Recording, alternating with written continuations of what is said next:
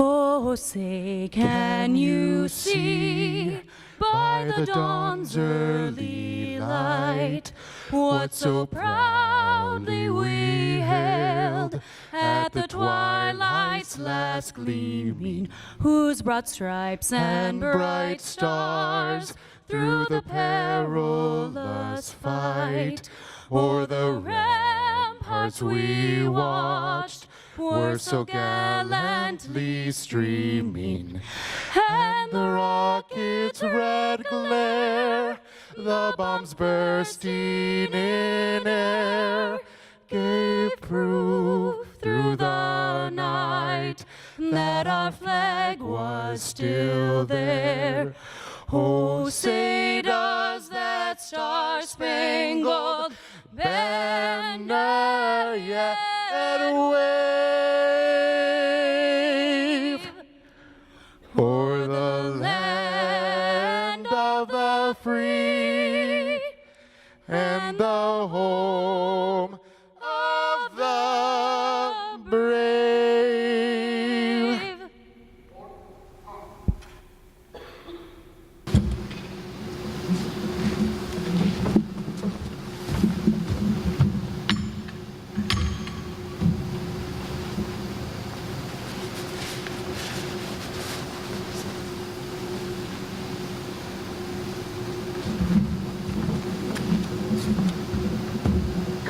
Colors turn, heart.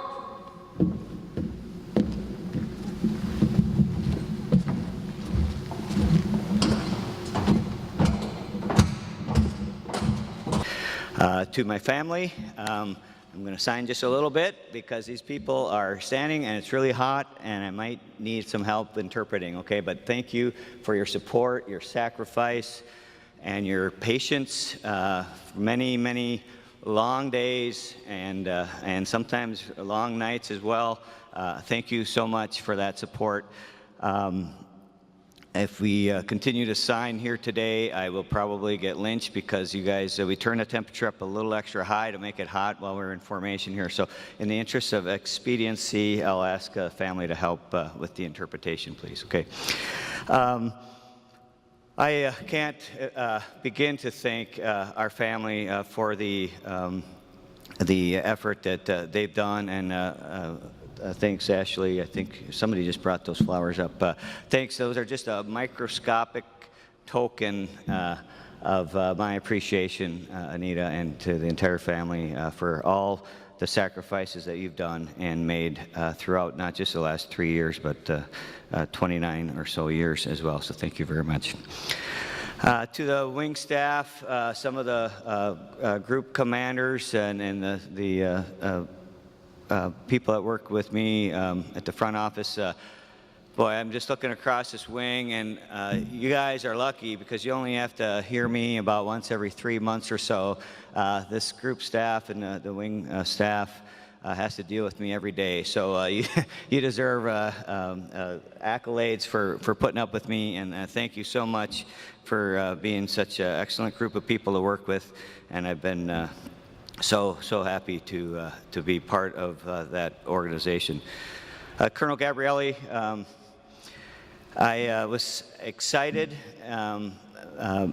when you were selected because I knew you had the personality, the experience, and the drive to raise this wing to even higher levels. And so I'm so happy that you're part of this, and I'll get back to you in just a minute. But I do want to think back a little bit here. General Hazy up front here was not quite 3 years ago. We were standing here talking, and I mentioned this abstract vision, or not vision, this idea talking about the Air Force inspection system and the Commander's inspection program. And back then, it was new terminology to everybody, and some real quick, smart, and clever people decided to create some good acronyms to help you all remember that. So over the last 3 years, we've really worked on those 4 major areas: and managing people, improving the unit, leading, or managing resources, improving the unit, leading people, and executing the resources. And over the last 3 years, Dan, I can assure you that they have indeed been doing those things Last year about this time, we're halfway through the year, and we had 2,500 annual training days taken away because of some budgetary constraints at the national level. You were able to manage those resources, still provide ready forces to the state and to the nation, and complete all the duties that we needed to. Certainly it took some belt tightening and some repurposing of those days and some deferring of training, but you were certainly able to manage those resources beyond belief. Improving the unit this weekend's a great example. Most of you out there have been taking part of the PHA Quick. That's a mass physical type of event for those visitors here, where the entire wing practically goes through their physicals all in one weekend instead of doing it over the period of 12 months. And so we've given back thousands of hours to the units and to the members to spend time on doing what we need you to do, and that's focus on your job. So that's a great example of improving the unit over the last 3 years. We've also, with leading people, been trying to provide you training opportunities, increasing communications, executing the mission. In the last 3.5 years, we've had 1,615 deployments. Some of those have been short deployments for training. Some of those have been long contingency-related deployments. But that's what I call executing a mission. And you, each and every time, have stepped up and done that very professionally. And whether you were one of those that deployed or not, you were ready. You were ready to meet those needs and that call of the nation and our community. And so thank you for being able to execute the mission. About halfway through this 3-year process, we tried to redefine a little bit of that MILE acronym, that managing, improving, leading, and executing, and focus a little bit more on what does that mean to the 133rd Airlift Wing. So we developed a flight plan, and we call it the Gopher Flight Plan, and focused a little bit more on what is it up here, or what is it within the wing that we want to really try and focus on. And mainly, of course, you've heard it over and over again from me, but it's being ready and relevant, and you guys have been doing that in outstanding fashion. One of the items we want to do to be ready and stay relevant is to develop exceptional leaders at all levels. Over the last 3 years, we've completed 273 people have completed some type of PME, professional military education, making them, better trained and equipped to become even higher levels of leaders in our organization. Hundreds of people have received their civilian education degrees. We've embraced the broadening opportunities. Many people, even some on this stage right now, have been benefactors of that, and I certainly think the wing is in better shape because of that. We recently led the nation in CCAF degrees given out this last quarter. So kudos to all of you that are doing those things to make yourselves better, develop leaders. And when we say leaders, we meant at all levels, because each and every one of you are a leader and or will be at some level. And so we need you to develop yourselves as much as we can.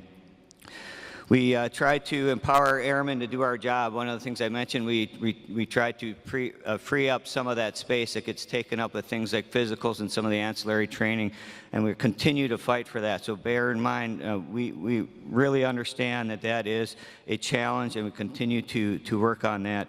In the meantime, though, over the last 3 years, we've had over 1,000 people upgrade in skill level, so that's making you a more ready airman than you were 3 years ago. 1,000 upgrades in skill levels over the last 3 years. Over 2,000 formal schools have been assigned over that time period as well. So it's just examples of some of the great things you all are doing and some of the great things that they've done over the last 3 years, Dan. So you'll be in great shape when you take over here in about 5 minutes or so. You know that one of the things I've been known to say more than once is to leave this place better than you found it. And Dan, I can certainly tell you the men and women of the 133rd have indeed done that. They've left it better than they found it 3 years ago, and I'm sure they will do that during the time that you're here. I just want to mention one thing here at the end. For those of you who don't know Dan, you'll get to know him very well over the next couple of years, but he's an astronaut expert. you get him and Colonel Hubert in the room together, and you probably know the birth dates of the kindergarten teachers of every one of the astronauts out there in the U.S. space program. It's just amazing how much they know about the astronaut program, and I'm in awe every time I hear them talk about that. And Dan and I have a inside joke talking about Neil Armstrong and Michael Collins, and the differences in them and some of the attention that one gets over the other. And today, Dan, Michael Collins finally gets to step onto the moon and take the limelight, and it is his chance to shine. And while it's one small step here on the stage, it's one giant leap for the men and women of the 133rd Airlift Wing. And I really mean that tongue-in-cheek, but in reality, I'm serious about that. I think you appreciate that and know exactly what I mean. Well, I want to just close with saying, Dan, it's a pleasure and honor to see you coming in to lead this wing into even better, bigger and better things into the future. And to the men and women of the 133rd Airlifting, it's truly been an honor and a privilege to have served with you, and most importantly, served for you over the last 3 years. Thank you very much.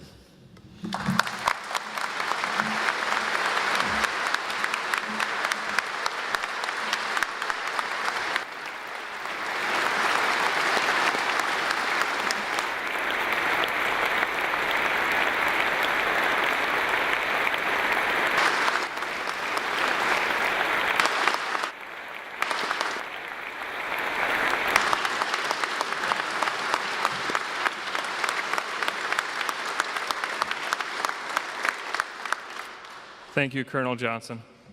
We will now render a final salute to symbolize our respect and gratitude for our outgoing wing commander, who has undoubtedly left our wing better than he found it. Wing. Attention. Present. Arms.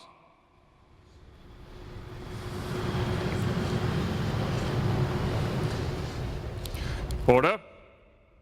Arms. By order of the Governor, Special Order G9, Colonel James T. Johnson is hereby relieved as Commander of the 133rd Airlift Wing, Minnesota Air National Guard, effective 15 April 2016.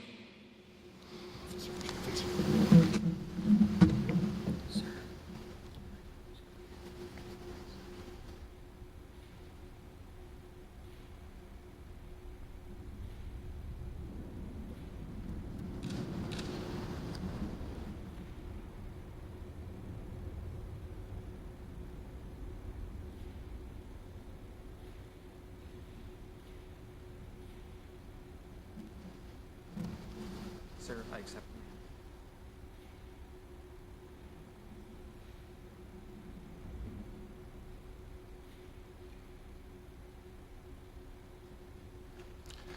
Colonel Daniel E. Gabrielli is hereby appointed as the Commander of the 133rd Airlift Wing, effective 16 April 2016. At ease.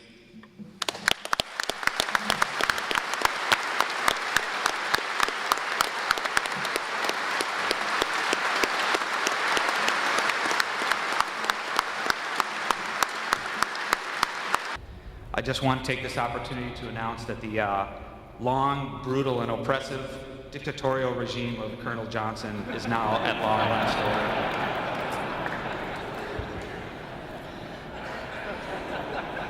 And if it weren't for the extreme irony and contradiction in that statement, it wouldn't be so darn funny. And I'll talk more about him later. It's so great to be back at the 133rd and to serve you all. In light of this formation-style ceremony and my fond memories of being exactly where you are, except with my height, usually taller tack to the rear, and staring at somebody's back during long, enduring speeches, I'll strive to keep this speech to the appropriate length, maybe a bit longer than theirs. First, I want to thank Nick And Jessica for the great national anthem, Ashley, Katie, the comm folks, everybody who put this together, amazing. Thank you so much. Before I speak of the great leaders and mentors I have in the Minnesota Air National Guard, I want to deflect any attention from me to those who have created who I am and prepared me to take this role of service to all, and that's my family and friends.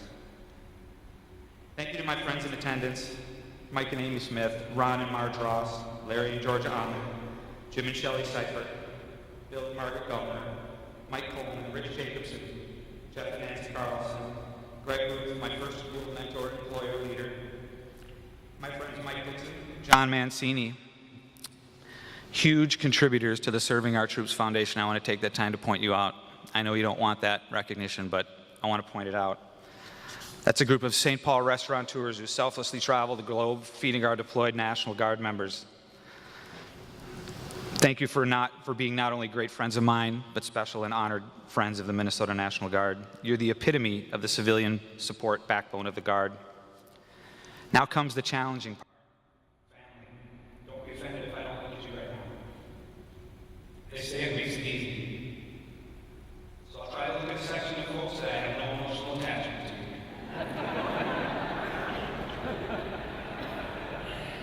Can't find it. Thanks to my brave father, who can't be here. Mom, who is here. My being selected for this position has everything to do with you, who you are, and how you raised me, and the values you built within me. You're why I'm here. Thank you so much. My mother and father-in-law, Harold and Helen York, thank you for coming so far from Montana to share this day, for all the love and support to Ann, I, and the kids through the years. Simply amazing.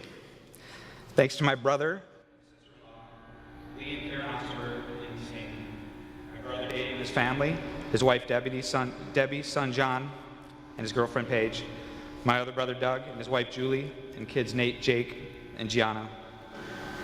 You have all been supportive, so supportive of me and my family, and our parents during these challenging times. Dave and Doug, thanks for being role models in your own right. Through your professional service and people-first philosophy, I have learned so much. Now to my kids, Sam, Bailey, and Teddy. Thanks for sharing in our family's wild ride. You two are mentors because I see in your core and positive, youthful enthusiasm the love you have for each other and all that I should continue to try to be to others. And you've been the master coordinator and supporter of all that we do, including my numerous professional adventures. No more generous, loving person exists who could keep our family thriving and supported throughout our journey. And it isn't over yet. Continued thanks in advance. I love you. That looking away thing works okay. All right, now to my military leaders and the shapers of who I am professionally. I'm humbled to stand on the shoulders of giants. General Hamler, we've deployed numerous times together. And I've learned so much about selfless service and positive perspective and the importance of humor in all things. Your intelligence and abilities are unmatched. It's one thing to have them, but the manner and willingness with which you share and use them to better the world around you makes you the ultimate giver. And I'll point out that on all those runs, he leaves me in the dust every time. The only reason he stays with me is because he's such a good guy. General Best, thanks for your nonstop energy and enthusiasm for all that the Minnesota Air National Guard is and can be. General Caton, I hope military retirement's treating you well. I have benefited from your guidance, support for my adventures, and for your advocacy for us all to broaden at higher levels and develop ourselves for future service to this wing and the Minnesota Air National Guard. Former wing commanders and commanders in the 133rd and the Minnesota Guard, thank you for paving the way in building such a fundamentally solid wing which continues to shine among the brightest of the 90 wings and garners much respect from the Air National Guard. I saw it myself. General Haase, your unique and exceptional wisdom and vision has strategically poised this wing for success far into the future, and your personal mentorship is greatly appreciated. Lastly, but not least, Colonel Johnson. Wow. How many times can one say selfless and humble? It won't be enough to encompass your leadership style and passion for the people you serve, and that's serve in all caps. You give everything you have to this wing, and to a person, everyone here would echo that sentiment. I'd bet everything I have on it. You love this wing, and you are truly loved by it. I'm just so extremely honored that I was the beneficiary of so much mentoring, not only on a personal basis, but also through witnessing you in action. So much of who you are has made an influence on me and has set a steady inner compass, which will hopefully never wander from the true north of service. And I'm going to go off script here and talk about a little anecdote that totally defines this man. And I'm sorry if I'm running long, but it deserves this. I was at lunch today at the DFAC with Chief Kessler, Colonel Hubert, myself, and Colonel Johnson. In the middle of our meal, just talking business, doing some changeover leadership information, and I noticed his eyes move to a table where there was a lone senior airman sitting eating lunch. And, you know, without skipping a beat, he just looked and said, "Excuse me, guys," got up, walked over, sat with him. That, in a nutshell, that story is Colonel Jim Johnson. Thank you. Thank you for being that person, and the wing appreciates it so much. Colonel Hubert, I look forward to working with you. Your range of talents and experience across the spectrum of all which makes up a wing has served and will continue to serve the 133rd in a gigantic way. Chief Kessler, you have been and will continue to be such a rock-solid and highly valued command chief.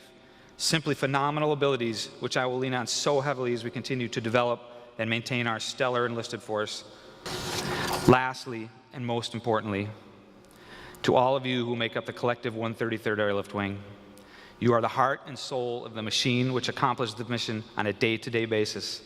You have amazed me for the last 18 years of my existence in the wing. We've been together through so many deployments, ORIs, OREs, even though we can't say that anymore, and other such fun adventures.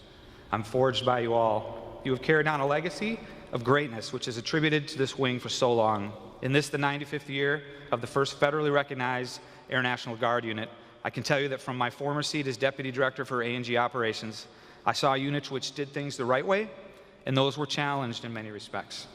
The 133rd definitely had the respect of the Readiness Center and was seen as engaged, involved, and willing to collaborate and contribute to deployments, exercises, and initiatives in a very meaningful way, and have helped to be a part of the solution to many of the Air National Guard's challenges. Okay, luxury de-icing services aside, we had a great reputation at the Readiness Center. The ops group will appreciate that one. To a person, you have made a huge difference. It is so good to be back here and be part of your team again. The wing is running so well now thanks to Colonels Johnson and Hubert and all of our outstanding commanders, and I'm looking forward to keeping this momentum going through the capstone event this coming October, and more importantly, beyond that. My challenge to you all, as well as to myself, is to keep our focus simple. Be the best you can be at the AFSC or supervisory or leadership position you occupy, and continually ask yourself, are you as ready as you can possibly be to execute your wartime mission? If you're not, then personally evaluate what the obstacles are and address those. Identify what can be done by your leadership to help improve those obstacles. Our job as leaders is to remove any impediments for you, the warfighter, to execute your mission. I highly encourage you to read and be knowledgeable about your unit's doc statement. This is the simple definition of your unit's core mission. It consists of the capabilities you're expected to provide to the combatant wing command or the commander upon mobilization. If you've had a good grasp of that statement, you can more easily see where you fit into the collective wing mission and understand what can be expected of you in very short notice. That's all I ask. As far as our state mission, if you're highly proficient in the execution of your wartime mission, those same skill sets and tasks will be all that is necessary to execute the mission in any domestic operations scenario. We in the Air National Guard are in a highly dynamic environment right now regarding new mission sets, mobilization authorities, budget constraints, and force structure changes. To add to all of this, we and our fellow Air National Guard C-130H units, or wings, find ourselves in the unique position of, in very short order, becoming the sole operators of this weapon system. Many questions remain regarding lead command support, numbers of aircraft, units will be effective. The reason I'm talking about all this is all that I have described is what I call the noise, which gets in the way of you being focused on executing the mission. Other noise can come in the form of extensive administrative, bureaucratic time demands, and non-essential information overload. My job, as well as your commander's job, is to remove that noise. I'm aware of the noise which can get in the way. I lived in the palace of noise for the last 2 years. I'll give a plug for the Air National Guard Readiness Center, folks. They're working tirelessly to advocate at the highest levels of the Air Force and DoD to sort through the noise, provide you what you need. They're an extremely hardworking and dedicated group from all the A&G units from the 54 states and territories. And I would encourage you all, at some point in your career, consider serving at the national level. Having said this, there's a lot of noise up there which you need not be concerned about. At the wing level, removing that noise and providing clarity regarding the execution of our wing mission will be my priority. Regarding the heritage of where we come from, last Tuesday was the 155th anniversary of the beginning of the Civil War, and Governor Ramsey, who happened to be in D.C. at the time, became the nation's first governor to offer the troops to President Lincoln's Union Army. Those are the militiamen who were the beginnings of who you are. During my family's time living on Bowling over the last 2 years, it was never lost on me that Bowling was the airfield where Lieutenant Colonel Garris, Captain Ray Miller, and General Rhino landed their Curtis Oriole after their 8-day journey from Minnesota in September 1920.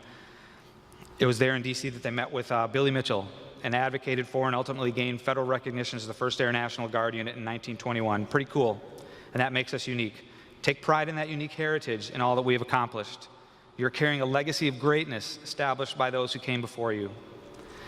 As we in the Air National Guard have made the transition from a strategic reserve to an operational reserve, our operations tempo has not decreased. We are now mobilized along with active duty counterparts and not after they have reached their mobilization to dwell ratios. As a result of this shift and the fact that such a large percentage of our wing members have joined since 9/11 with the full knowledge of what they're signing up to, the culture of warriors who make up the 133rd have evolved into one which craves operational experience and are here for the truest of purposes, the unselfish commitment to the state of Minnesota and the United States of America. I challenge you to take care of each other. Keep your leadership aware of the physical, emotional, and readiness health of your unit. You're all responsible for knowing the pulse of your peers.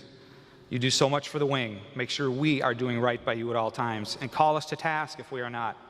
I'm a big believer in communication. Lack of communication creates a void which we all know will inevitably be filled with something, and it's rarely true or productive information. Communication is a two-way street, so I expect you all to voice constructive, proactive communication to your leadership so that positive change can be effected where needed.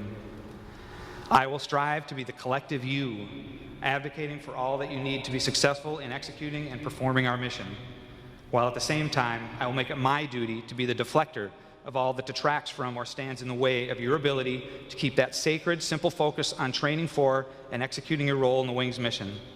Again, I'm so happy and excited to be back to serve you all. I promise only my best to the men and women of the 133rd who are deserving of nothing less. Thank you.